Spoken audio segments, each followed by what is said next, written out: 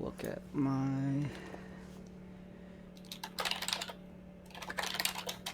No, that...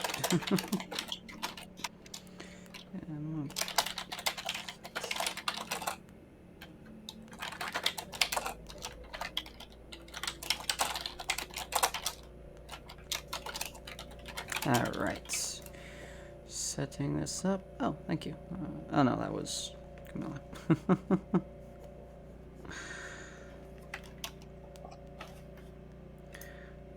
Secondary ping. Currently streaming a new D&D, a new tabletop series DM'd by my brother called Land of the Forsaken. Come join if you're interested. And then I guess it's above. That's fine. Okay, let's look at my Twitch, see whether or not the audio is going right. Whether or not everything's going right for that matter. Okay. Ooh.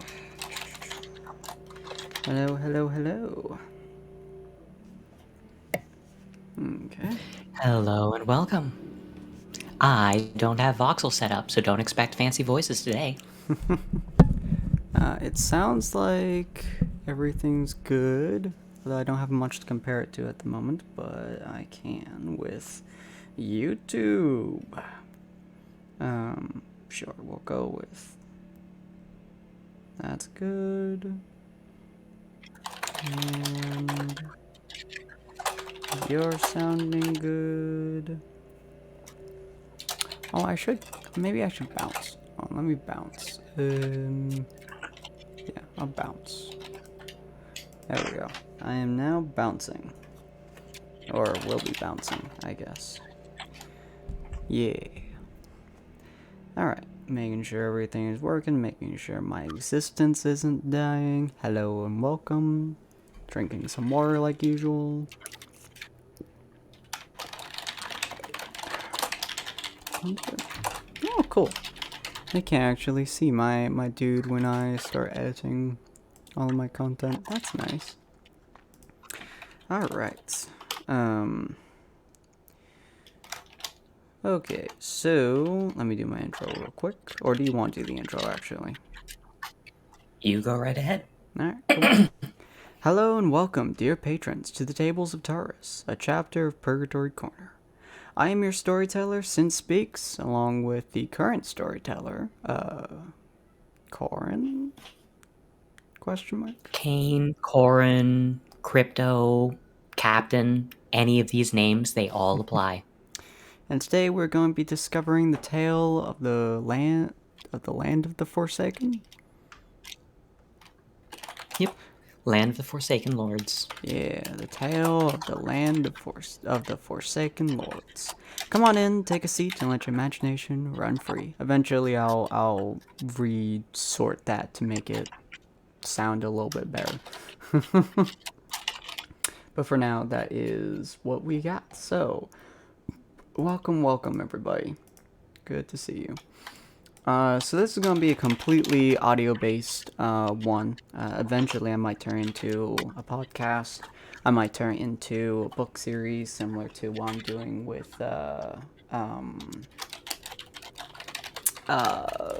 Shifting Fates and a couple other things. But for now, it's just me, my brother, and he's going to be DMing me through this campaign. Corin, why don't you tell him what this campaign is about? All right. This campaign is called Land of the Forsaken Lords, or Land of the Forsaken for short. In order to kind of introduce it, I'm going to preface this with the statement of it's inspired by Dark Souls by a fair bit, but there's also a sort of opening scene that kind of gets set if we're ready to jump right into that, that is. Yeah.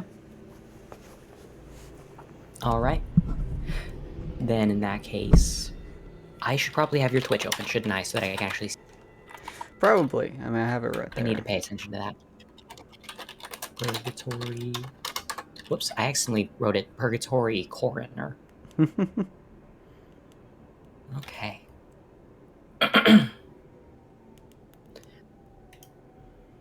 And out from the darkness, they came. Evangeline, the Maiden of Blood, and her apostles. The Holy Archon Aegis, bearer of wisdom and faith in man. The twins of Antinumbra, still stained by the darkness they left, and the shadowed force of the Shattered One, whose followers still sup from his fractured soul. Together, they stood against the dragons in a bid for supremacy of a forsaken realm. The twins wielded dark sorceries that left scant few remnants of the immortal archtrees, and the light of the Archon's miracles, fueled by the fervor of his followers, stripped the dragons of skin and scales. The oceans of blood that poured were born as weapons by the Maiden of Blood and her innumerable apostles, while the broken remains of dragon scales were made into sustenance by the Shattered.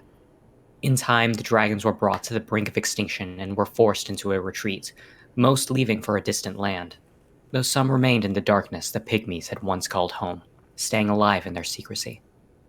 For those that held aloft those victorious gods, there was a time of prosperity, but every epoch meets its end, and now those once ultimate forces vie for the right to begin a new age. Shall it be an age of blood, or light, of shadow, or perhaps even what the Shattered would bring about? Or maybe an era of a wholly new type altogether. But disparity breeds distrust, and the broken unity of the pygmy races was born as a brand upon their flesh, the augur of madness. What once was a united front is broken now, and all that remains is a desperate struggle for power. And that's our introduction. Hell yeah. Alright. All right. And of course, any journey is only as good as those who participate and who walk upon it. So why don't you introduce your character? Alright. I cannot remember his name for the life of me, I'll be honest.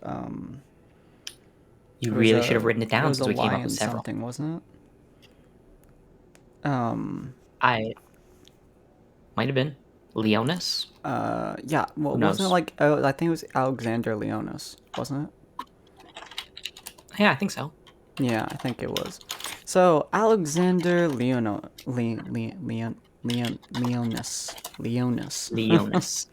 Yeah, Alexander Leonis. He is a let's go with 6'7" giant hulk of a man. He's somewhat intelligent, although he's never taken to books. Your keyboard is definitely playing, by the way. Just so you're aware. He is a very abrasive person, and he views strength above all. Just like the fellows inside of his clan where he came from, although I guess it would technically be a kingdom. His kingdom believed that strength would basically win everything. And so they founded their entire kingdom based off of pure and utter strength. In most cases, that just depends on basically who can win against another, and then those would succeed further. And so his parents were exceptionally into this, and they believed that strength would achieve glory, essentially, and that glory would lead them to a better life. And so the ruler of his kingdom recently just became the ruler by having what was it called, Corin? The by right of strength. Yeah, it was like. Oh, you're talking about the. He grabbed the soul of deep water. Mm-hmm. He went to another realm that is long since forsaken, gained the power of a new age, and brought it back, granting him the power necessary to become king.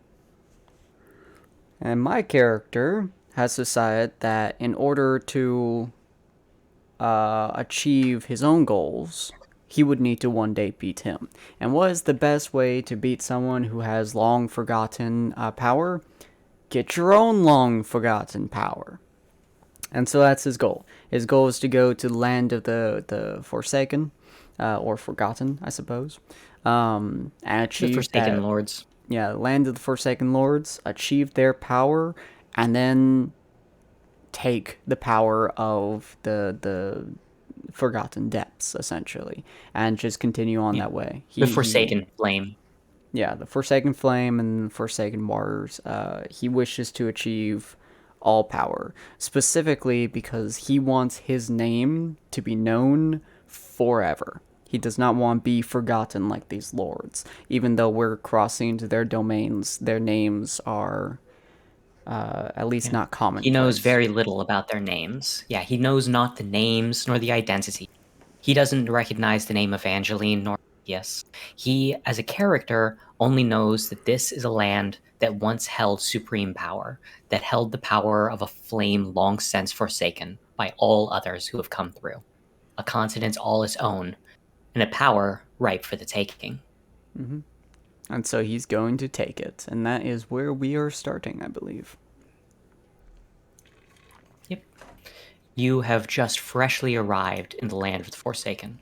In order to enter upon it, you had to take a very long boat ride. Very long. I could make a Berserk joke here if I read Berserk. But as time goes by, you find yourself losing track of everything. The world seems to fall away as you enter a misty land. And for the longest time, you have trouble staying even awake. You don't know how long you were at sea. You don't remember who you hired to take you to sea. You don't even remember where the ship was, what port you left from, and you certainly don't remember what port you landed on, given the fact that you lose consciousness long before you arrive in the land. Instead, as your eyes slowly open, you realize that you are not on a boat. You are not near water of any kind. Birdsong sings through the leaves of the trees that are above you. To your right, you can see a vast forest that seems to stretch on, but to your left, a more open area, more like a plains. Most notably, in this plains area, you spot a road that seems to travel along. There's clearly two paths you could take, but one of them you can't seem to focus on. It feels almost like you know that if you were to walk down it, you would leave this place. And your job here is not yet done. He's going to kind of shrug his shoulders a little bit and start walking on the road, Okay. adjusting his All right. behemoth of a sword on his back so he can easily grab it if need be. Yep. Ultra great sword wielder over here. Okay. I'd Now, probably say as he you has walk a along- great shield on his arm as well. Kind of similar to my As you- Dark Souls character. Yeah. Great shield and ultra great sword. Yeah. Okay. And I'm assuming heavy armor? Yeah, let's go with that, yeah. Okay, so you're a He's- sword wielding half-elf. Pretty much, yeah. Okay. He's In that made to case, take. you're walking along. Uh-huh. As you go along, you end up hearing something in the distance. It sounds almost like a mandolin, but different. It's definitely a mandolin, and you know this once you walk a bit closer and you can spot a person leaning up against a tree. But the reason why the sound quality sounds so off is because the mandolin seems thoroughly coated in a liquid, which you very rapidly realize is blood. Yeah.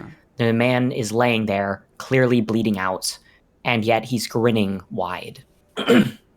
It's based on the fact that there are several corpses near him, thoroughly bled out. It seems that either he just came out of a fight and took out his enemies, or he's the only one left after a brutal assault. Right now, he seems to be singing quite loudly. It's hard to make out most of his words, given the fact that he keeps stopping to hack up globs of blood. But as you approach, you can make out a couple sounds. "O Lady Sanguine, Maiden of Blood." When he sees you, he greets you with a wide, bloody-toothed smile, and seems to sing only louder. Alexander nods to him. He returns the nod, though you note his eyes seem to be glazing over. More than a bit of blood has already begun to leak into the sclera. Do you ask him any questions? Try to get him to stop singing or anything like that? Singing to? His fingers stop. You'd... You don't know of the Maiden of Blood. No. Is she strong? You're a fresh face, then. Incredibly. Oh, the tales I could tell. As he breaks into song again, his strumming the mandolin, as you hear the same opening story that I just told you, of the darkness of Evangeline and Aegis. Though it's different.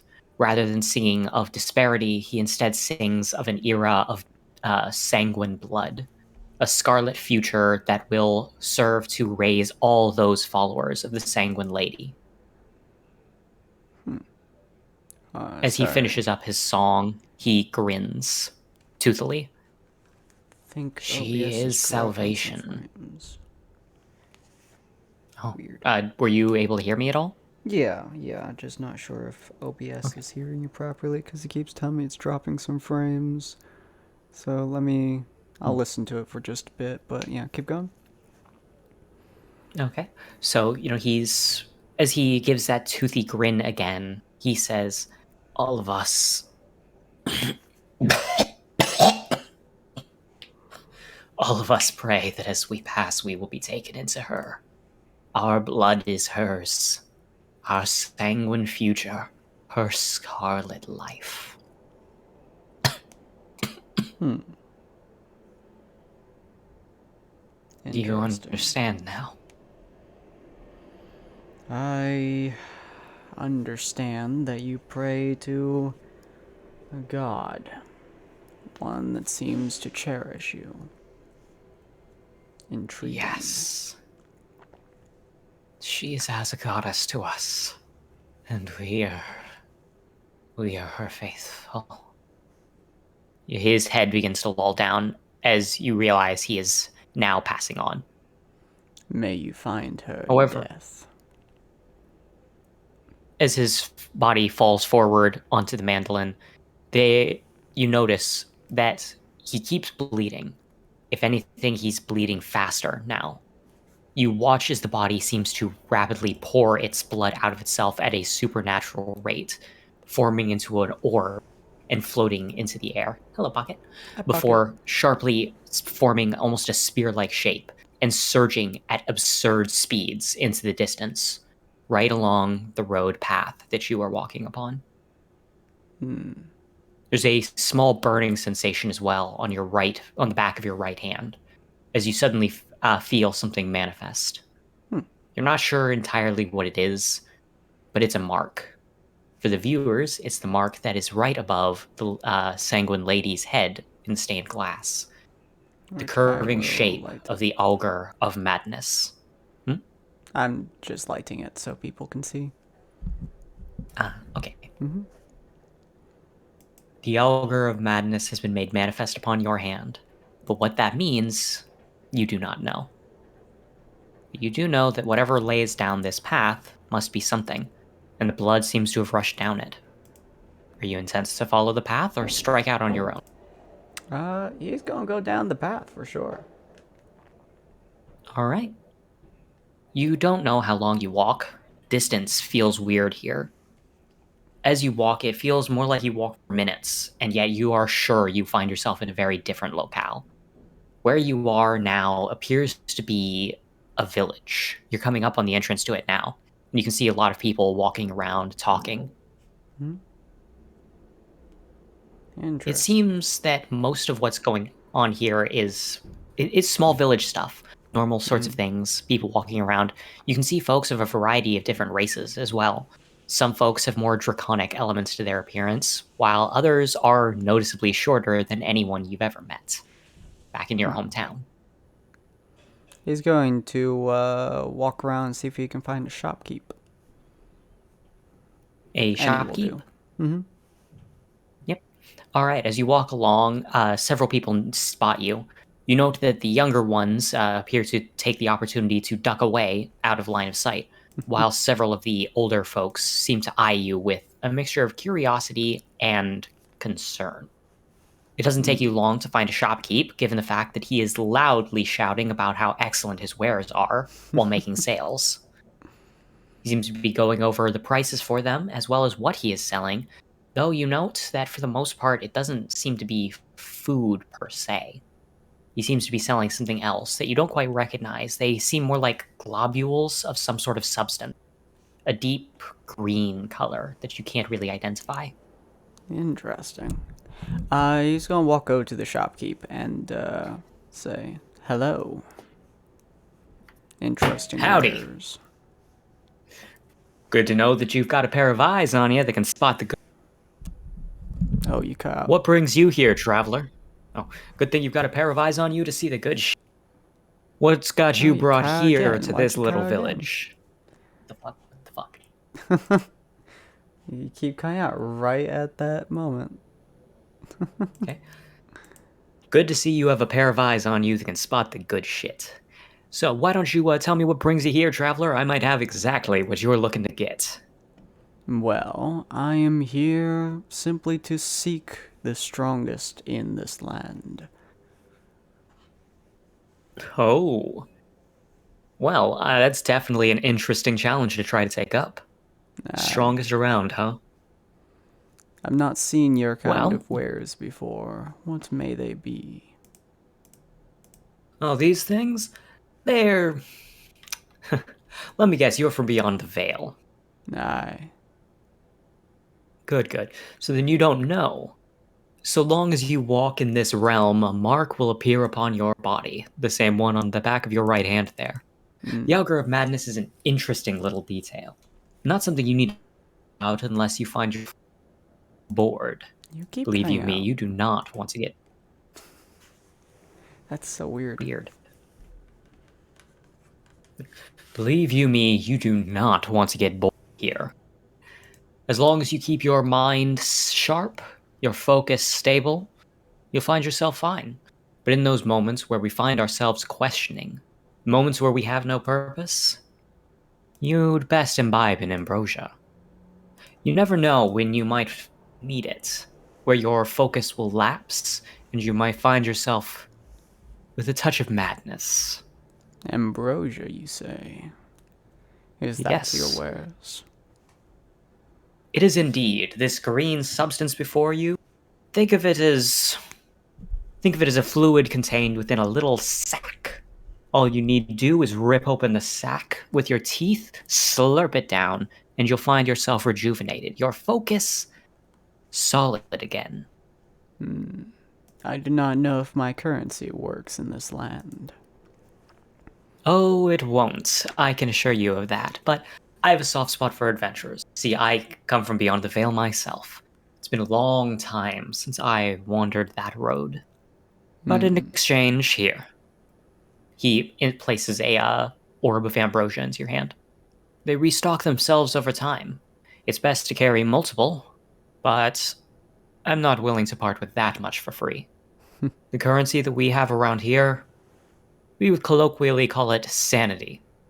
You can find it by looting it off of those who've lost it themselves, the folks who've lost to madness, or any beast that's partaken in the flesh thereof. Interesting. I thank you for your Yep. knowledge. No problem at all.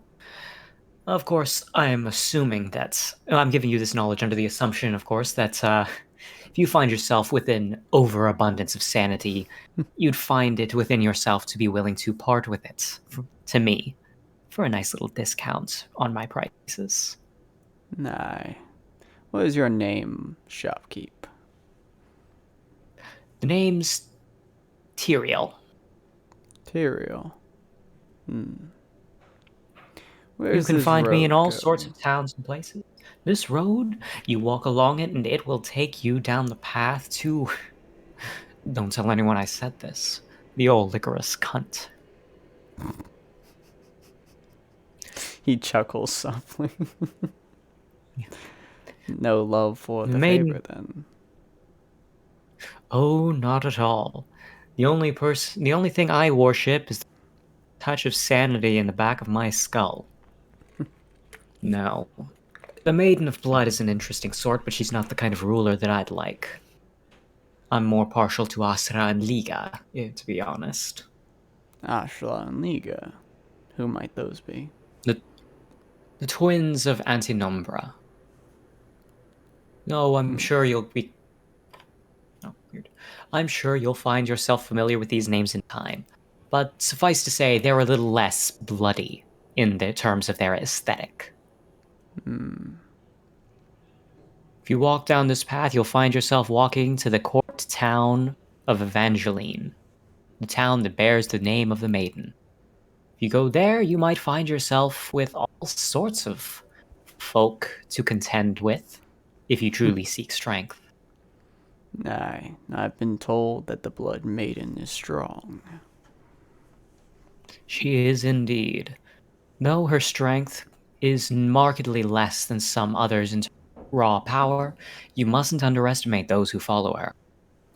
Do you know the stories of the Forgotten Lords? We don't call them forgotten here. But be careful. If you hear someone call her our fair lady, know that you are amongst good company. If you hear them call her the Scarlet Matron, know that you may disregard their words entirely. But if they call her the Lady Sanguinius, be wary, for the strong stand before you. Interesting. Do you know... And of course, if they call her the Maiden of Gore, now that's just a fun name. Do you know... was it Tyrion? Tyrael. Tyrael, thank you. Do you know Tyrael, or the Forgotten Flame? Oh, yes. The Forsaken Flame still burns bright with chests of our Lord ladies. But some say that the ancient cinders have once again become embers. Nothing that I know of, I can assure you that. But it might be something of interest to some wandering adventurer who pokes his nose in the business of those who might consider themselves his betters. Ah, so the flame resides within the leaders, then. The Blood Matron and the others. The twins, I assume, as well. Indeed. None have seen Astra and Liga in many a year, but they hold the flames within themselves, as does the Archon Aegis and those remnants of the Arcanate. Well, Even he the shifts Fracture again. still bears a shard. I know my path. Excellent. But don't let others know. Those who do shall be torn down the same. It was good Be meeting careful. you. Pride. Careful, child. Pride cometh before the fall. He just kind of nods and turns to the road. On we go. Let's see who falls first. As you march along, you find that, once again, the walkway seems to fade away. It doesn't take very long to realize that your path here is not defined by explicit distance, rather by intent. If you walk along the Interesting. paths, you will find yourself in a different area, regardless of where you seek. Oftentimes, that intent will be enough to carry you to where you seek to go, but you have the weirdest feeling that won't always be the case. As you walk up to the castle courtyard. The courtyard town, I mean. You can hear songs playing from beyond a large stone wall, where you can see two guards standing carefully. They seem to be happily chatting about something, even as they notice you approaching. Hail, traveler! What brings you to the castle? He nods. I've heard stories about the Lady of Blood, and I wish to see how many were true. Oh, hopefully you haven't been listening to any of the problem individuals. Oh? Yes, those guilty of Antinoct and Antidian. Well, assuming that you haven't heard the words of criminals spill from their lips, that you don't seek to spill them from your own, we see no reason to bar you entry, friend. We welcome all who bear the augur and who are willing to take the lady into their heart. I will keep that in mind. All right. Then welcome. Welcome to Evangeline. The gates open for you, revealing a very lively town. He nods. People all over the place. Many are dancing. There are quite a few people just playing instruments. The one thing you do note is there is a lot of red. Everything is decorated in shades of red. People's outfits, their clothes, the buildings, paintings and murals, all of the instruments, there is so much red. Such a lively town indeed. Thank you. We seek to emulate the life and passion of Our Lady in every. Fascinating. Do you have... Oh, I Go think I know now. what might be, Corin. Go to your Discord settings real quick and turn off automatic gain. Or automatic something. It might be cutting you off for that reason. See, automatically determine input sensitivity. Yeah. Yeah. Turn that off and that Okay. should fix it. All right. Can you hear me better now? Mm-hmm. I hear you just Okay. fine. Cool. Yeah, he'll start walking in, looking around at the town, seeing if there's anything of interest within the area. Several of the individuals seem happy to spot you, waving joyfully. One person even appears to move forward to grab your hand to try to pull you to dance with her, despite your heavy armor. How do you respond? He'll do his best.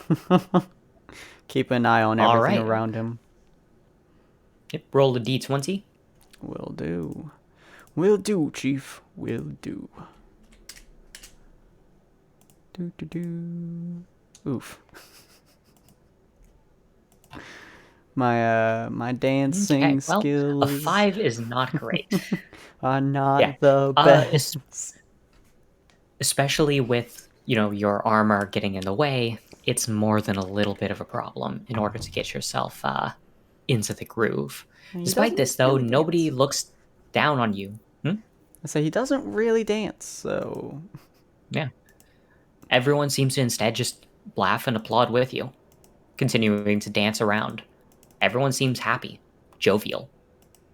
After a few moments, you're pretty much entirely forgotten by the person who pulled you to dance with them, as they seem to be dancing with a variety of others now.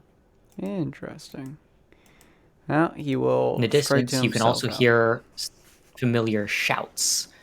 Oh. Shopkeeps can easily be heard in the distance.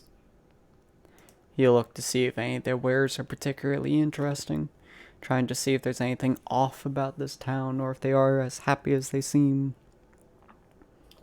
Well, you can see that most people seem to be pretty happy to make a sale. Some folks have listed prices and are still selling below them. Overall, it seems like nothing really piques your interest. The weapons they have for sale are far more suited to bleeding a target than breaking them the way that your weapons are. Nothing you buy here will be heavier than your sword, nor as defensive as your shield. Their armor is sparse and almost exclusively cloth-based. You do spot, however, one metal worker who seems to be in the process of forging something. A full crowd has gathered around him as he continues to slowly work at it. People are excitedly whispering all around him. He'll walk up within the crowd and just kind of stand there staring. Okay. As you watch, you can see that the hammering is getting slower, quieter, softer, as he seems to be making a shape. It's almost needle-like in form and length. In form, its length is absurd, standing at the exact same length as your greatsword, but being as thin as the eye of a needle. However, as he holds aloft a blade that seems far too thin, far too fragile, he moves over to a large barrel. You're relatively familiar with metallurgy. You know what quenching is. You sheath the blade into the fluid and rapidly cool it. Yeah. However, as he thrusts it in there, you watch as the fluid within bubbles violently. Not water, but blood. Oh. Blood that seems to refuse to coagulate boils in front of you, steam rising off as he slowly pulls the blade out. No longer thin and needle-like, it now has the full shape of a greatsword, forged entirely out of blood. It seems to shine and glisten like metal. He holds it aloft and then shouts out, "The newest blade for her knights has been forged. Who amongst you would like to test this out?" Many hands go up, but is yours among them? My dude grabs the handle of his greatsword and lifts it into the air. Well, someone seems to have attracted my attention. He points the blade at you almost effortlessly. Enter, stranger. He starts walking forwards. Fascinating metalwork. One I've not seen before. Oh, we dare not touch such paltry things as metals here. No, in my shop we work with the finest quality material in the world. You, as you approach, you can actually spot across his arms are clear lash marks, places where he's bled himself. It becomes clear where the blood has come from. He'll start to like kind of spin his sword and be like, "Let's test that, shall we?" All right. Raise your blade and try to block. He hefts it as you watch his muscles tense and flex. As he swings it down, there's an absurd amount of force behind it, as you can tell just from your experience wielding an ultra great sword yourself. Roll a d20 to determine your block. Okay. Well, you try to block it with the broad side of the blade, using your other arm to support yourself.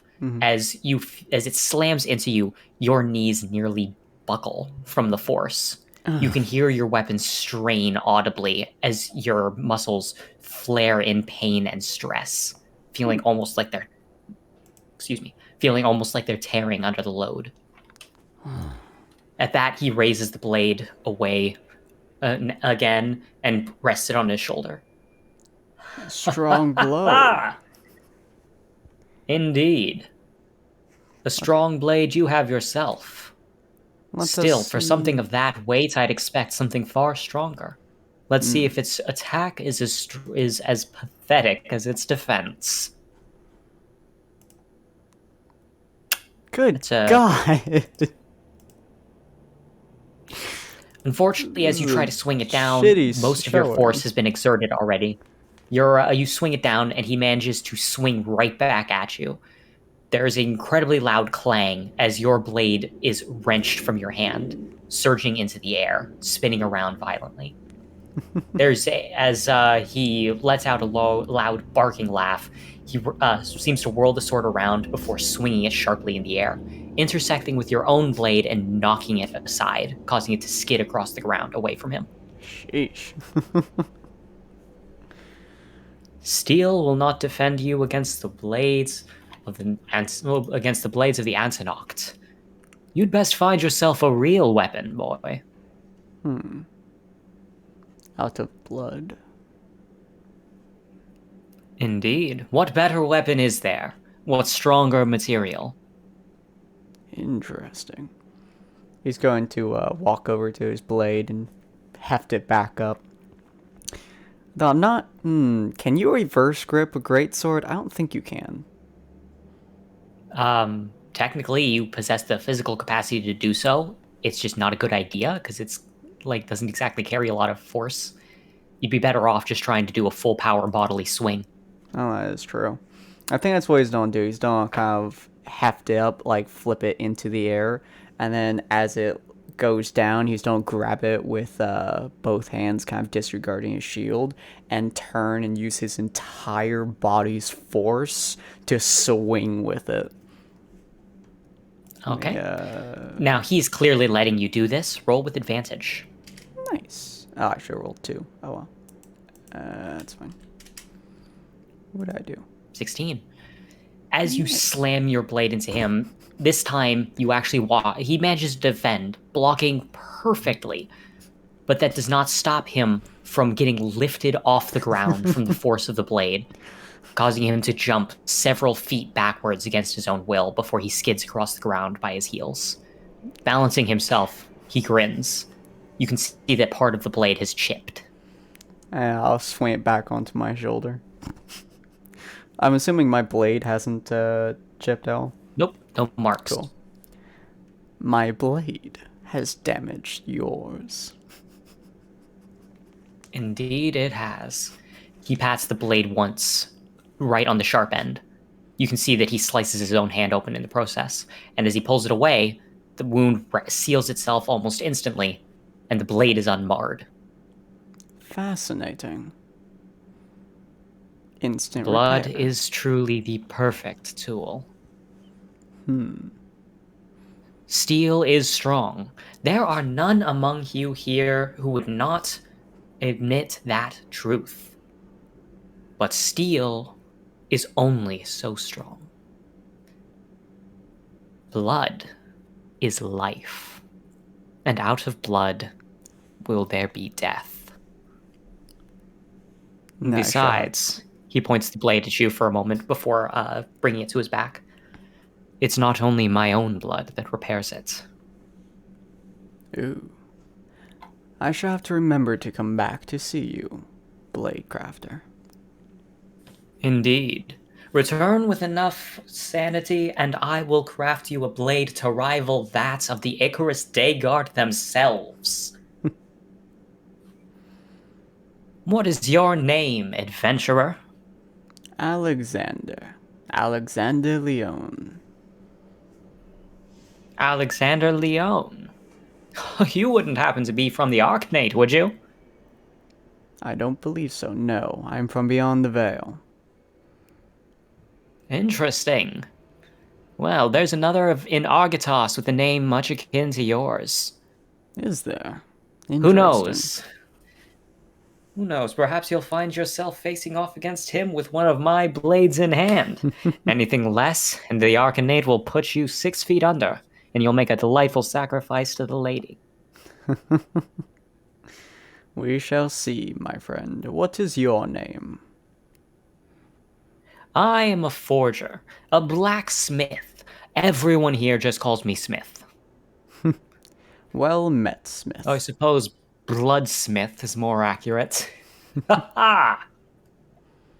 Well met, Smith. May we meet again. I certainly hope so. He returns back to that, and you can see that many people are clamoring to buy his wares after that display.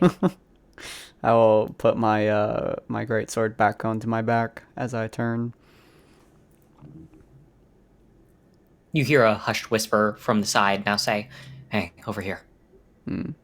I'll look at You him. can see a person dart down a alleyway. I will slowly start walking there. Not very fast in this armor. No. You walk there, and you can't seem to see anybody, but a voice still speaks out. You're an adventurer, right? Who's speaking? Someone whose appearance is best left unknown until such time I can trust you. Fair enough. What is your purpose? Rebellion. Oh? Yeah. It's rare for some folks to come from beyond the veil. When I heard you say that, I thought, hey, you might be interested in helping a guy out. What are you here for? Flame. Flame. Blame? Flame. Flame? Yeah. That's what he says. Oh. Forsaken Flame, huh? Alright. Sounds to me like our interests might align then. Nice. In order to get Sounds that like flame, you're gonna have to commit quite the crime. I am Question, not I guess, on here purpose. is, I guess the question here is whether or not you want a partner in that crime. I'm one of What the can- apostates. Oh? Yeah. folks who used to follow the lady. We got a couple folks that we've banded up. We're still being hunted down, but some of us still remember the words of Liga. So we know how to hide well enough. Interesting. So you also If wish to you... remove the lady? Yeah. She's, a little bit of a problem, you know? Bloody bitch. She's put down more than a few of my friends. It appears like this town is joyous and happy. I am surprised. Yeah. All the folks here have bought into it. They follow her as readily as anything. She said to jump off a cliff. They'd ask if the rocks down below are sharp enough. Sounds like they're brainwashed. In a way, yeah. It's a tricky bit of business, you know? But still. If you're really looking to take out, you know, the old Queen of Hearts up there, you've got some allies with you. Not sure how you'll be able to track us down, but chances are those of us on Liga's side will be able to spot you if you go looking for us. Aye, I'm Right not now, really hidden. Yeah. No offense meant. You've kind of got the subtlety of a massacre. Well, I better get going. I need to meet up with the rest of the group, give them a heads up on your presence here. Aye. If you need any help, give a shout. And we'll hear you either way. Just, as a heads up, we are not exactly allowed to walk around in open light, so I'd rather you not call on me if you're facing down the day guard. I'll keep that in mind. Good. You take care of yourself. What should my next Leon. step be? You seem Well, to if your have goal is some to take out the knowledge. Maiden of Blood? Shit. First things first, you're gonna need a bit more power if you want to stand next to her. There's, you know what? There is a way for you to get a bit stronger. You know what sanity is, right? Aye, it's currency. Yeah. But there's also a stronger form of it, called insight. Interesting. Gather that sort of stuff will grant you a fair bit of power going forward. So, we're looking into gathering some insight now. I'd say, head out later today. And keep in mind an image. 6-pointed star. The topmost point is the longest. Keep that in mind, and you'll find us. Leave at sundown, and you'll find yourself a nice little group to help you get a little bit of insight on how to go forward. Will do. All right. Turn around at that point? Yep. You leave the alleyway. You hear nothing from the place behind you. No sign of them having left or anything like that. Whatever these words of Liga are, they must be pretty good at masking your presence. Sounds like it. Also sounds like they're really not allowed in public, so that's a good thing. Yeah. Alright. Well, in that case, he's gonna find somewhere to either watch or to rest for until sundown. Yeah. Okay. You find a spot to sit, and you can watch over the people and the like. Trying to see what feel currency like is. Trying to see what currency is, what the wares are, and so on. The folks seem to exchange sanity by pressing their marks against each other, the backs of their hands. Though sometimes you note it appears further up the arm. One person had it as high up as his shoulder. Interesting. From the seams of things, that's how they exchange currency, though after a while, you actually hear a faint drumming sound. Please don't turn to the sound. Up ahead of you, you can see a large collection of individuals in scarlet armor, decorated all over with blacks and reds that seem to highlight a shape. the shape of a woman on their chest. A familiar figure to most, but not to you. Most of the viewers, they'll recognize it as the stained glass painting right behind our characters. All this, by the way, all the overlay, all the little assets, even our tokens were made by our little sister. Yes, great artist. Love her sense of style. Yeah. So you can see the golden locks that seem to tumble down, and from a single outstretched hand in the paintings on their chests, you can see a flame being held. The flame even seems to flicker on the chest of one of the soldiers who stands at the front, as several younger individuals seem to be drumming. They seem to be the only ones wearing any form of true heavy armor, though from the material it's clear to tell that it's a solidified form of crystal blood. Mm-hmm. The drummers and all seem to be wearing cloth, as well as several horses wearing red cloth on top of them.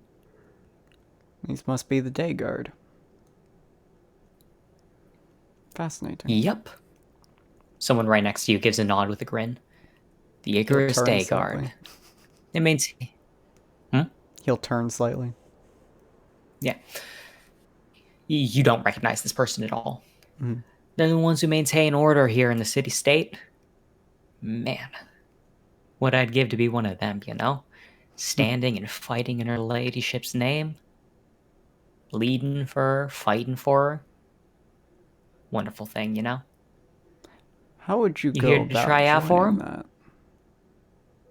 Oh, excellent. Yes. God, with weapons like yours, you probably got the strength to wield some of the greater blood weapons. You want to join the Icarus Day Guard? You just head over to the castle town. Well, the inner castle town, I should say. You walk over there, you talk to the head of the Day Guard, he'll give you the chance to try out. They say that those who do best, who are strong enough, they don't just get to become Day Guard. They'll be baptized by the lady herself. You see a grin appearing on my character's face. Interesting. Right? I'd be excited too. I see. Man. Yeah. God, I wish that was me. Well, I shall perform in your honor then. You would? Man. Hey, you wouldn't mind if I came to watch, would you? Getting to see the Day Guard in action, even a perspective one, that it would make my week. You're more than welcome. Great, I'll lead you there now. What time is it roughly? It's hours to sunset. He'll nod. Lead the way. I have to be back by Yeah. sundown, however. No problem. It shouldn't take long. Let's go. He hops off, moving at a fairly quick clip.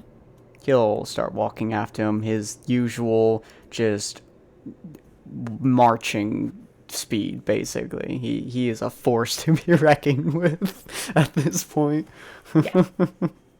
Yeah, it doesn't take you long to reach the inner city, where you can see that a wide variety of people are dressed in far more ornate outfits. Not just wearing red cloth, but you can see gold thread woven into so much of it.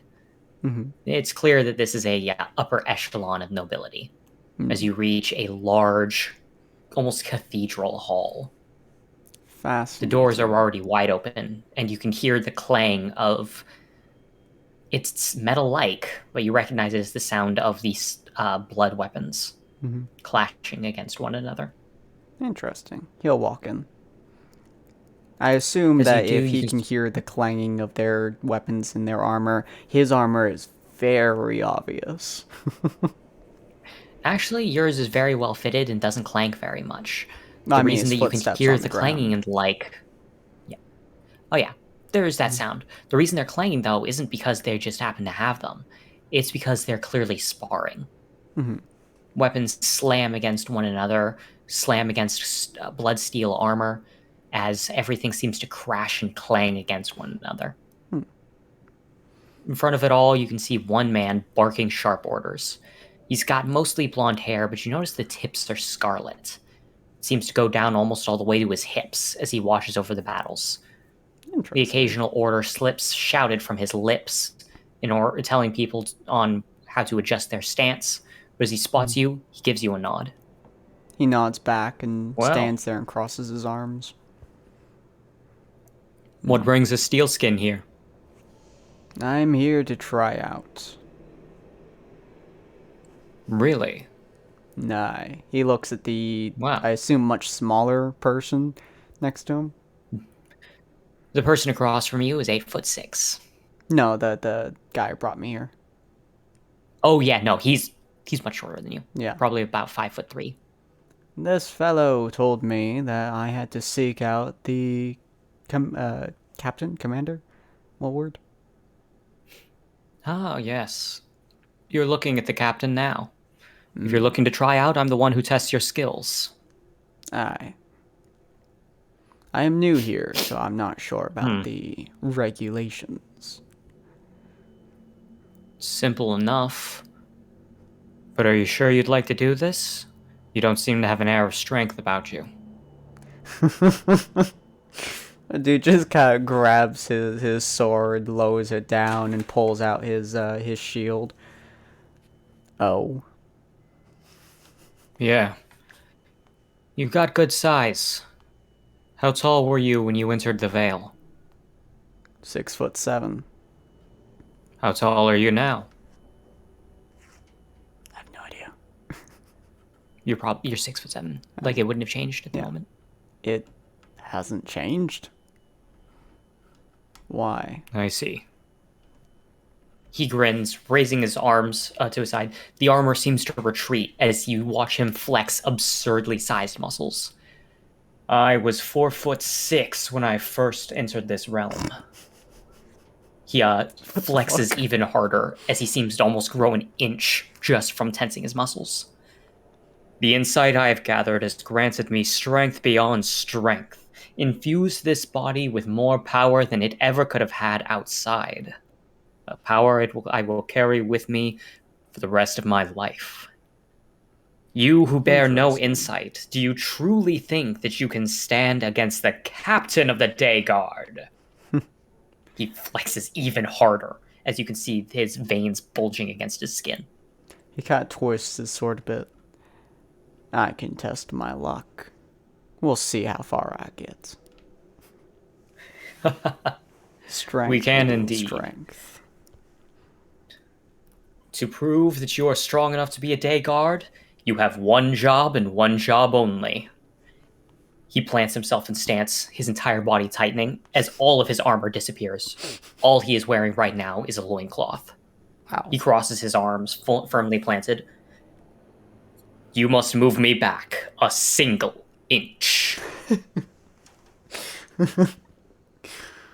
My dude, like, just kind of shrugs his shoulders a little bit, stretches slightly, cracks his neck. You're on. And he will just he will plant his feet down and then start to charge using his shield as his thing. As he puts his sword on his back, he puts like his hand on his other hand, and he starts to fucking charge, full weight, full body, just charging this man like a goddamn elephant on a hell path. Now hold on, let me test something real quick. Was it that? Nope. I'm trying to test how to basically hide the roll number. So so that you can't see his modifier. I do not remember. I think it was like... There it is. There you go. And then if I do 1 + 1, it'll then say 1 + 1. Okay. Yeah. I mean, I can just avoid looking at it, so... There we go. Yep, got it. Oh, there you go. I don't know how you did that, but cool. Okay, it'll be a roll against a roll. You'll roll a flat d20. Will do.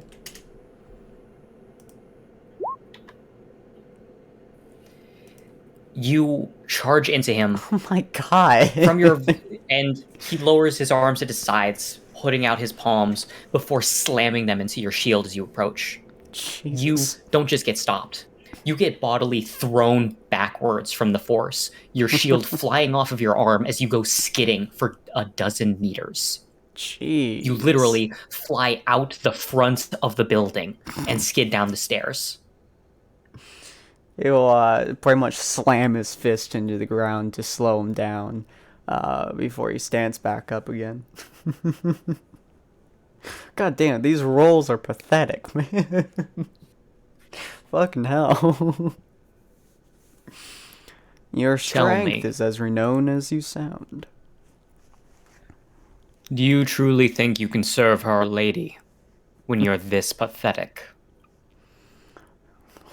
It's gonna light a fucking fire in his blood. Yeah, he walks over to his shield and picks up fucking heavy ass shield. He picks up with one hand, slaps it back onto his arm. Pathetic, you say. And he will just start walking. You couldn't. Your goal was to move me, not get thrown out of the building. And he'll start walking. He's not even going to start running this time. He's just going to start walking. And he's actually going to drop his shield. Well, actually, he's going to hand his shield to the 5-foot dude. Carefully. Try not to squish him. The dude is barely going to be able to help lean it against a wall. Yeah, that's fair. He's pretty much going to put down in front of the guy as he's walking past him. Grab his sword, also take it off, and put it down as he's walking. And just kind of, I guess, crack his knuckles, although they're in gauntlets, so not really. And he's just gonna keep walking towards him. Now, it's time to move you. As he's just gonna try fucking, like, pretty much grappling him to fucking push him even slightly, or lift him, move him, and pretty much just using his full body instead of giving him momentum to use. Okay. Well, first things first, we're both going to roll, and we're going to see how initiating the grapple goes for you. Cool.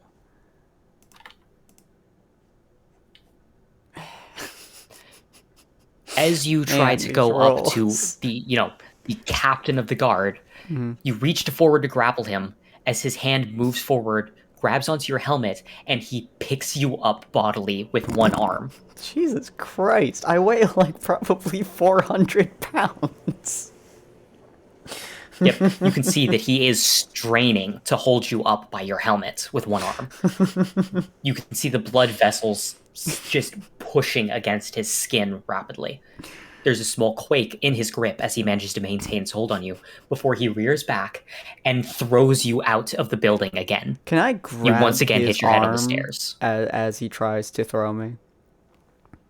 Yes, if you roll over a 10. You hit your head on the stairs and you went down. I have rolled one thing above 12. Jesus Christ. Twice now you have been cast from these halls. My guy's a stubborn motherfucker, but God, I don't even know what he could do at this point. He's getting more and more angry, though. If your desire to serve our sanguine lady is as strong as you make it out to be, then stop this foolishness. Seek insight. Gather enough of it, and you too can become as strong and tall as I am. He kind of shakes his head slightly as he walks back in, grabs his sword and shield, turns around. I will come again tomorrow and challenge you once again. I will welcome the challenge, and if you come bearing insight, I will relish in seeing what strength you can give to Our Lady. God, I want 20 against him so fucking bad. Well, basically, you just need to get insight and level up. Yeah, level 1 against level 50. Went about as well as I thought it would. But, man, these rolls. Yeah. Good God. At least you rolled a 15 and a 16 when you had advantage. That was with fucking advantage and gave me a +1. Yeah. God. So, as you walk out, you've still got a bit of time till sundown, but if you want, you can just while it away by heading out now. Yeah, that's what he's gonna do. He's very Okay. pissed at the moment. Now, here's the question. Do you remember what image you were told to keep in mind? 6 point star. Top one is super long. Can't remember if it's Yes. 5 point or 6 point, but I'm pretty sure it was six It point. was 6. Okay. Yep. As you leave, the image is clear in your mind as you walk out. And sure enough, you find yourself in front of a camp just at sundown. Mhm. There's several individuals there. Everyone has their faces covered with some form of mask, usually cloth, though you note that one appears to have almost a masquerade mask, possibly an opera mask. It's hard to tell the material. Even just He's looking at it causes your eyes to want to look another way. He's don't cross his arms. And this is the guy, huh?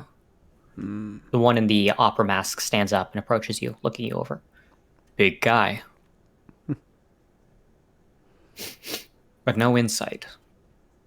We sure we're willing to drag around someone like this? A familiar voice, wearing a cloth mask over his face, says, well, you seem strong enough. And can we really afford to be picky right now?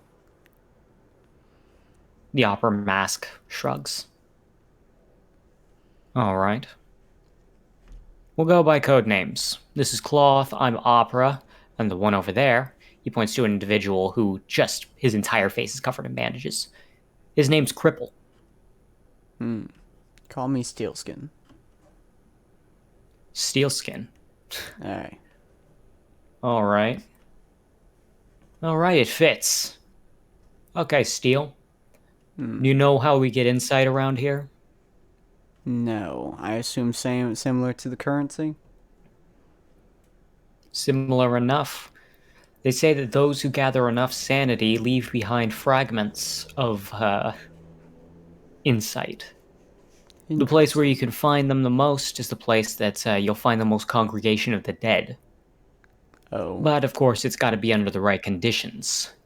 Let's say, if a certain wild beast has been partaking in the populace, you might find insight in its guts. Interesting. You ever gone hunting, kid? You are, by the way, almost a full foot taller than him. Yeah, no. Yeah. He's kind of chuckling to himself at this point. Many times. Good. Shouldn't be too hard for us to take out a basilisk, then? Interesting. Never fought Be a careful not giant to look it snake. in the eyes. Giant snake? That's accurate enough. Be careful of the wings, though. They'll slap the shit out of you. Now slice him off. Good luck. You brought ambrosia, I assume? He nods. I have one. Good. You find yourself getting the, well, if you find yourself in a bad position, supping on that'll make you feel a lot better. Think of it like medicine outside of the veil. It'll keep you alive. Good to know. All right. You ready to bounce? Indeed. Good. Basilisk only comes out at nighttime, so now's the perfect time to go. I'm the leader, but just for funsies, let's see what Steelskin can do with the head of a group. 5 minutes from here, depending on how you count your time, is a cave. Just visualize the opening of it and you'll be there. We'll follow behind you. We'll cover your back. We'll even take out some of the lesser creatures. But, the basilisk, that's going to be on you, if you want that insight. He nods. Good. Now don't waste our time. Get going. He'll start walking. Although he takes a moment to glance at Cripple. Before he just shrugs. You can hear a very faint mumbling sound from him, but it's impossible to make out what he's saying. He just kind of shrugs and keeps walking. Yeah. Sure enough, you stand in front of the opening to a cave. You can hear skittering sounds from inside of it. Chitinous legs. Fortunately, very small ones. Nice. He's gonna look at his shield and see how reflective it is. Not at all. Does the cave have any water around it? Yes, I'm going to say yes. There's a pool of water near the opening. Nice. Water does make things reflective, but I don't think it'll do too well on our shield. Yeah, your shield is not designed to be reflective. Yeah. He'll dip the outside in water for a second. Just give it a little bit of a sheen. Remember your character's single form of magic. Oh, yeah, well, that was the reinforcement, wasn't it? Yeah, weapon enhancement. You can apply basic enchantments to it. Okay, in that case, I'll make my shield reflective. Yep. By casting a reflective charm on it, it's now basically a perfectly polished mirror, but your history with the spell is enough to remind you that if it takes damage, it will chip away at the enchantment, resulting in it warping, fracturing, cracking. The more you block with it, the less effective it is as a tool for a mirror. Annoying, but workable. Yeah. Okay. Do you march in? Yeah. Well. Okay. It is nighttime, so inside and outside are about the same light, so. Yeah. It won't matter. You can't see very well inside of there, but you can also light up your blade if you want to. That is true. He'll rely on sound for right now. Okay. Roll a d20 at disadvantage to represent your senses as you try to feel your way through. Okay. If I roll 2, does that make it so rolls 2 separate? No, it does not. Nope. That's a 16 and a 12. At disadvantage, you take the 12. Yeah, I just have to hover over it. Oh. But I'd recommend doing them separately because viewers won't be able to see them separately. 16 and 12. Cool. But yeah. So with the 12, what you find yourself is you can tell where you're going, more or less. Thankfully, it's not completely pitch black yet as you walk into the cave. Mm-hmm. Some of the light is still filtering, some of the moonlight is still filtering in through the opening, but it's hard as heck to see. Mm-hmm. As you kind of move forward, roll a d20. I'm not explaining what this is for. Cool.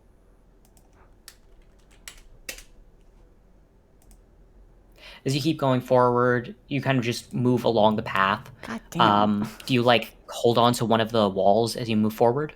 Yeah, I'll probably be sticking next to one of the walls. Okay. As you move forward, you feel something skitter near your hand along the wall, but you can't see what it is in the darkness. It's annoying. Still want to take a moment to just kind of listen and see if you can hear anything. Okay. No, D20. Okay. Yep, not at disadvantage this time. Not that it matters. Good Christ. You can hear the same skittering sound, some sort of chitinous legs clattering against the ground. It seems more or less quiet, so whatever it is must be small. That is deeply concerning. He's gonna try to look around what he can see and see how far the cave goes. If it goes too deep, he'll just make noise. You can't see deep. You can't see more than a few inches in front of you at this point. You've walked too far in. Alright, he's going to tap his blade against the ground before lighting up and looking specifically downwards in case the basilisk's face is mid or high. As you light it up, you are able to see what is making the skittering sounds. What appear to be tiny lizards with tiny little blood-colored nails are now rapidly scrambling away from you, several of them jumping off of your legs, apparently having stealthily climbed up them. The light seems to have scared them off, though. Nice. Yeah. Most of them are now scattering. That was deeply concerning to me. Can I see... Roll a d20. The basilisk? You cannot. Okay. 8. Okay. God damn. All right, and now I'm going to have you roll for senses again to be able to see now that you have your lights, because you can now see a lot more clearly in here. Okay. Oh my god. Okay. Fucking hell, man. I don't know what's going on with your rolls, but we've got to roll with it.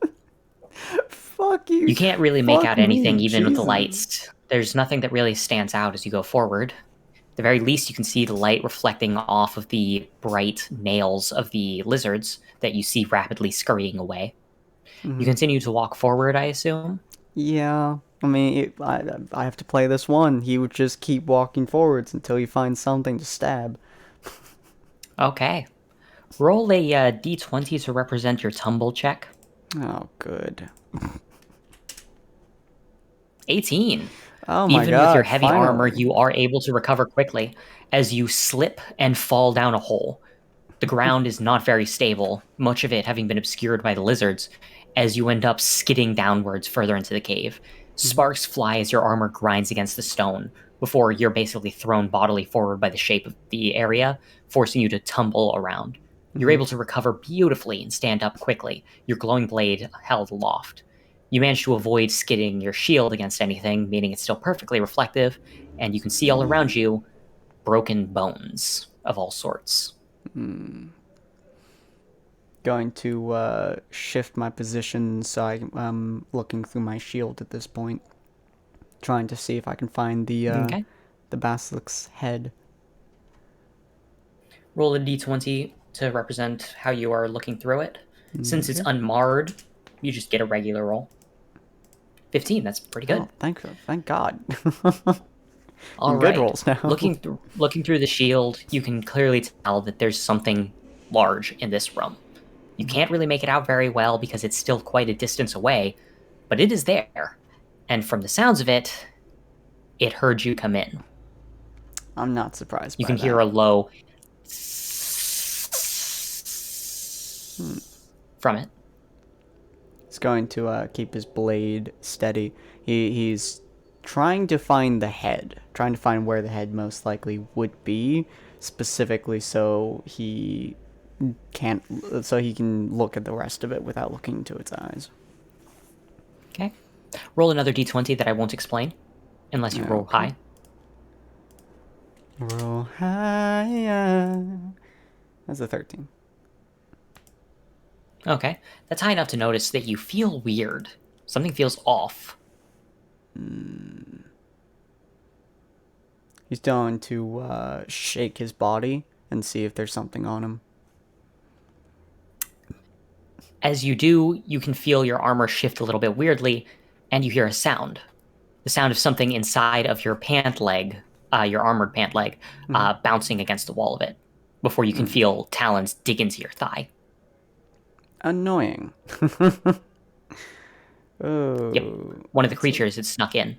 What's a way to get... can you even... Well, I guess you could squish it. But that's just don't dig it deeper. But... How is he going to get through it? He can't stab himself. He can't squish it. You could technically squish it. And well, it is his thigh. So there are some armor chinks that he could reach through. He's gonna see if he can, he's gonna like...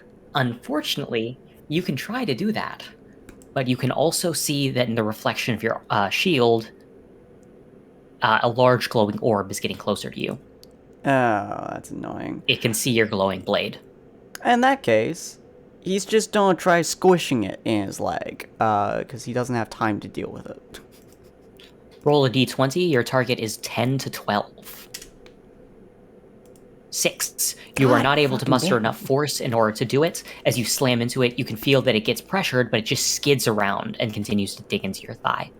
Annoying. Before sharply, let's see, roll a d20 for your speed and defense. And do you want to block with your shield or your sword? Shield. Okay, that's a block with a 3 on shield. Fuck me. You are sent bodily flying as the tail of the creature impacts heavily against the shield. You can hear the cracking sound of the enchantment as it's now like a broken mirror. Oof. You can attempt to reapply it, but it's not looking super great. It is your move again. Okay. Is it still bothering me in my leg? No, it appears to have crawled around a little bit and isn't actively digging in right now. But there's no telling when it will. Are there any rocks around me? Yes, you are in a cave. Okay, in that case, I'm gonna go around to one of the larger, I guess, stalagmites or something, and pretty much try to squish it by slamming my leg into it. Roll a d20. Your target is 10 to 13. Oh my 9. god! You are not able to muster up enough force, even with the assistance of the stone. As you slam your leg against it, it once again scurries, and you can feel it clawing its way into your skin. It is Ugh. now underneath your skin, inside of your thigh. Oh god! If you want to perform any acrobatics checks, you will be making them a disadvantage now. I don't know how to get this thing out. That thing's gonna crawl through me. That's not good. Interestingly, once it gets inside, it seems to stop moving entirely. I don't know if that's good or bad, but I don't have the time to focus on it right now, so I'll kill it after this. Yep. Yeah, and roll a d20 for defense. Sword this time. God, motherfucker. You are able to block, and fortunately, that's technically enough to avoid any negative effects because it had to break through the stone in order to reach you in the first place. But you are still sent skidding off to the side. That's annoying. Alright, my sword is still lit, looking at its tail at the moment, so I know roughly where its tail is, which means I should, in theory, know roughly where its head is. If you know how long it is, then yes, that is true. Which I don't. That's annoying. You do not. I'll look through my shield, which is very scattered, and see if I can pinpoint a head. You can spot a glowing orb inside of your reflection, but it's almost impossible to tell exactly where it is, thanks to the broken mirror. You can only really tell that it's to your left, whereas right now this tail is directly in front of you. Okay, that's at least decent. He's gonna charge forwards, and pretty much try to stab the tail. Okay, roll a d20 for attack. Okay. 16. All right, a 16, that's pretty good. You launch the attack, and sure enough, as you swing your blade down from above your head, it manages to not only cleave into the tail, but it digs bone deep, as you can hear a sharp squealing sound from the creature. Roll an acrobatics check. Okay. God damn. Remember, disadvantage because of the creature in your leg. Oh, that's, I mean, just taking away my 13. Yeah, so unfortunately, you were not able to maintain your grip. The creature manages to throw you to the side. Your blade has significant purchase inside of it. Hello, Piranha. So it ends up being stuck there. Hello. You are Nice. you are now disarmed. That's annoying, but it does mean that'll give me some leverage if I can pull the damn thing out. Which is fine. Also, it is still a light, so its tail is now a bright glowing beacon that you can see. Sweet. That's not good for me, but that's not bad. So I don't mind. It does mean that you now get to roll with advantage on avoiding any attack based from the tail. Sweet. Now, roll without advantage for defense. Okay. Ugh. This shield is taking a beating. Okay, an 8 is not great. Currently fighting a, what is it called? It's something that they've been calling a basilisk. Yeah. Apparently it has wings, though. Yep. Okay. So, yeah, this shield is taking a hell of a beating. Yeah. At this point, your reflection enchantment completely shatters. Yep. But you can at least tell that what hit you was its head. You now can guess it's about 20 meters in length. It's about 60 feet, or little over 5 stories long. It's big. Jesus. Okay. However, brutal. you can also tell, based on the amounts of force that went into that hit as it hit you with its head, it's not thick. It's not too bad. Okay. And then its eyes are still glowing. There's still light coming off them? It has one... Yeah. it is reflecting the light of the blade, which is a lot easier to make out now. It's just you've got to be really careful. Every time that you look directly into the light, you feel weird. Looking away immediately resolves this, but it might be careful. Or you Interesting. might want to be careful with looking at the light. I thought that the weird feeling was from the thing eating my thigh, but you know, might also be that. I'm going to. How close is the tail to me? It's about 16 feet. That's high or forward? Ahead of you. It's resting on the ground. Okay. In that case, and its head is right next to me now. Yes. It appears to Okay. have been coiled around a fair bit. In that case, I'm going to pretty much as it hits my shield and I move back, I get obviously pushed back a bit. I'll try jumping onto its neck. Okay, that's an acrobatics check. So go ahead and roll at disadvantage due to the creature in your thigh. It's a 7. 14 So, would have been nice. unfortunately, as you attempt, yeah, it would have been nice. As you try to leap up, unfortunately, you have to jump off of the leg that currently has a lizard inside of it. Ugh. So, that's a bit uncomfortable. Instead of being able to jump onto it, you're actually thrown further back. On the upside, because of the way I described the scene, being thrown back means you literally land next to your sword in the tail. Sweet. Could I try landing on the sword? No, you have no Okay. control over how you land, but you're basically within a few feet of it. Cool, cool. Okay. I mean, it's just launched an attack, so it's Oh. technically your move. I didn't realize that was its attack too. Well, yeah, because it attacked by slamming into you. Okay. I'm going to try pretty much jumping onto its tail where my sword is. Trying to get a Okay. When you decent say hold on jumping on, how do you mean? it. Basically climbing on, just because I don't actually have to jump when its tail is on the ground.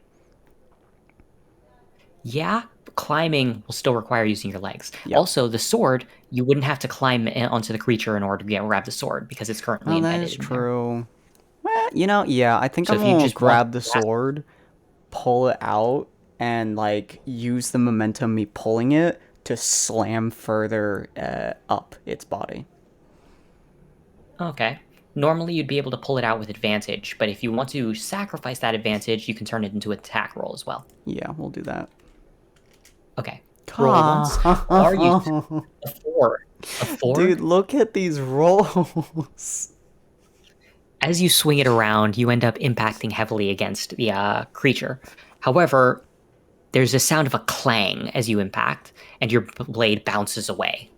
The sound of it impacting against another bone-like structure. And the sparks that fly off are enough to illuminate its face. You struck its teeth. Massive Ooh. fangs erupt from it, and its face is illuminated enough that you now have to make a d20 roll due to having caught witness of its eyes. Aw, man. You immediately look down and away, just in time. The weird feeling immediately subsides as the sparks fall to the ground.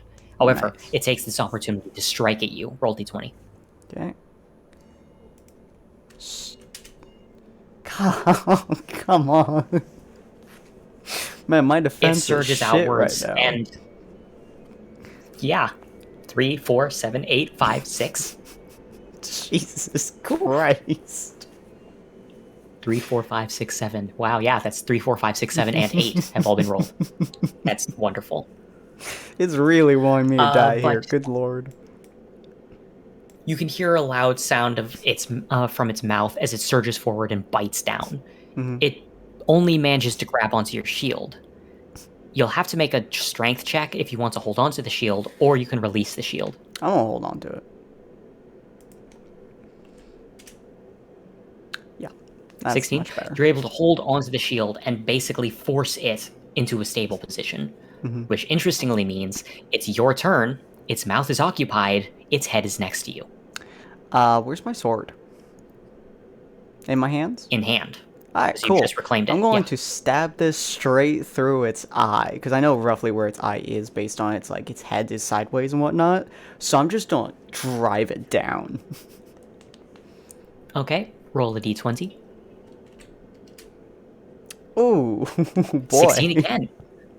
316. At first, your blade seems to miss and go against scale, but then the shape and contour of the scale drives your blade in a direction, and you feel something far squishier get crushed. It Oh. immediately recoils back, its mouth going wide open, and you can see that your blade's light is now not quite as bright because it's shining through a copious amounts of blood and what can only be assumed to be ocular fluid.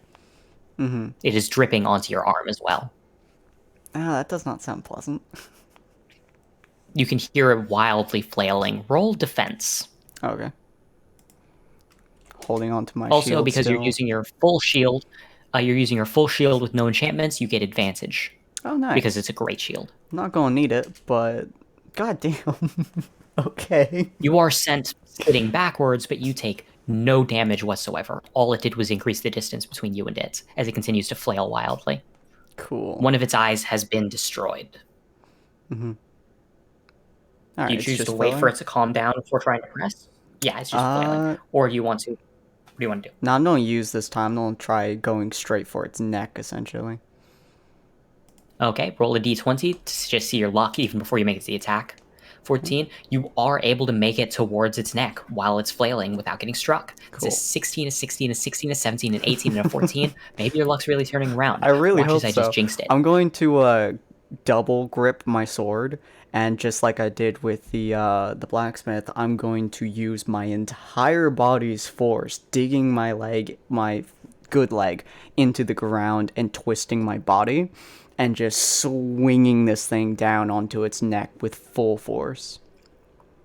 You know what? You passed the previous roll for your carefulness. I'm going to give you advantage on this because of the amount of force you're putting behind it. Sweet. Good thing, too. 17. No.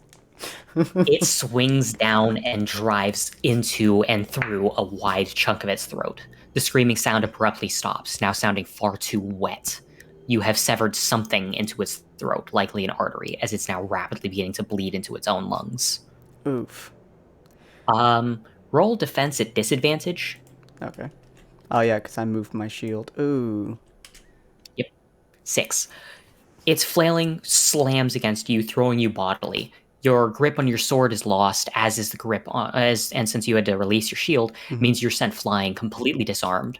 However, the distance between the two of you now means that while you are considerably injured, it's dying. The only problem, though, is that after this much damage has been accrued, you can feel something weird going through your entire body. The back of your right hand begins to pulse violently, and all you can feel is this overwhelming urge to start ripping at your own skin. Can I just punch Roll a d20 my to thigh? resist. It does it. Well, that you could. D7. You cannot resist the urge. As your greaves start, as your gauntlets start digging into your joint points, disregarding your orders to try to get into the legs, in order to get rid of the thing. Whatever's going on is a result of the Elgar of Madness. So, here's a reminder. If you take enough damage, it's recommended that you partake in ambrosia. That's right, yeah. I'm going to attempt to do that. I'll roll now d20. Yes. You don't have it already, prepared in a pouch. It's inside of your bag, so you will have to roll a d20 to get it. Oh.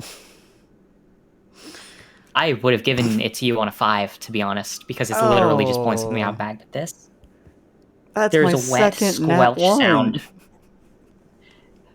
as you reach into the bag, and you find that accidentally you crushed the entire thing when trying to get it out. Welp. You can barely see, can barely think. All that comes out of your mouth is a slow, raspy growl before you suddenly black out. Dunk. Fortunately, though, your eyes snap open what feels almost immediately as you sit up, and you're in front of the campfire. Cripple, Opera, and Cloth are next to you, cleaning up their weapons. I'm going to immediately check my leg. It is stitched shut. Oh, good. You killed the creature. Good on you. Opera seems to roll something around in his hands before throwing it at you. I don't grab it.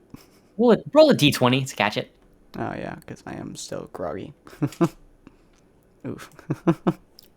It lands in your lap. You're not able to catch it out of the air. Yeah. It seems to be some sort of almost coin-like thing, but it's squishy. I want Go to ahead and eat that. lift it up, shrug, and just start eating it. It is possibly the foulest thing that you have ever tasted. You would sooner eat the colon of a warthog than this. Ugh. It still goes down, though. What in the 7 hells of fire is this? Insight. Concentrated sanity.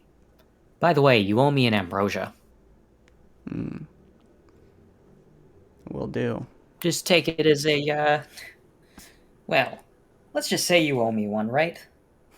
You plan on helping me out. You kill the lady in scarlet, and bada bing, we're good as gravy. Even Steven. Make sense? No, what happened to the snake? The one you killed? Yeah, did.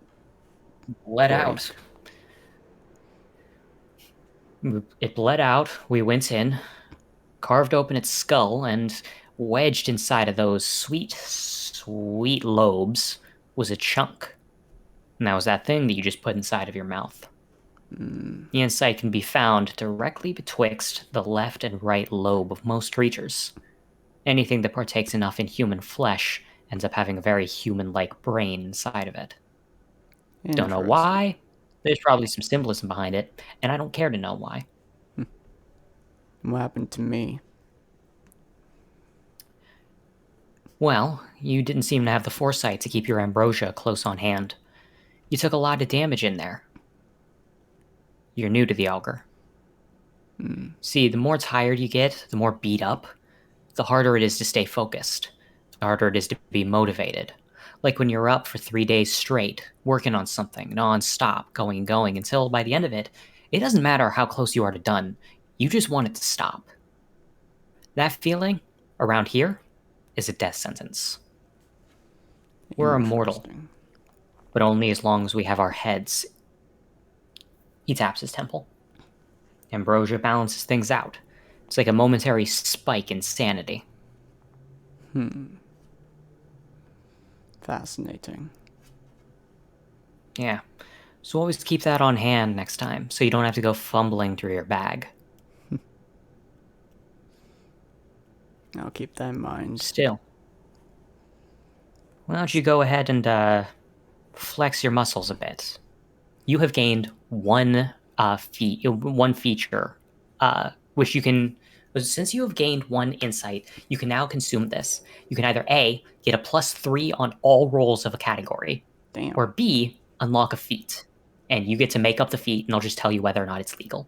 So it's your choice. Oh, I'm bad with feats, though. That's fine. Remember that based on your character, you could always just go for +3 on all strength rolls. Strength-based rolls. He makes a lot of strength rolls. Would that include athletics? It would not include athletics. For example, jumping would not count. Okay, cool. It would mean that blocking with your shield and attacking with your sword would both get a +3. I'm gonna go with all strength, including grapple styles. So like, yeah, basically me trying to barrel someone. So if you're rolling for strength and the like, then yeah. If you're trying to grab onto a slippery opponent, you will not get the bonus. Yeah. But if you're trying to shove down a person you grabbed, that's strength. Yeah. Some just don't do that. Then +3 on all mark strength. it down. Yep, +3 on all strength rolls.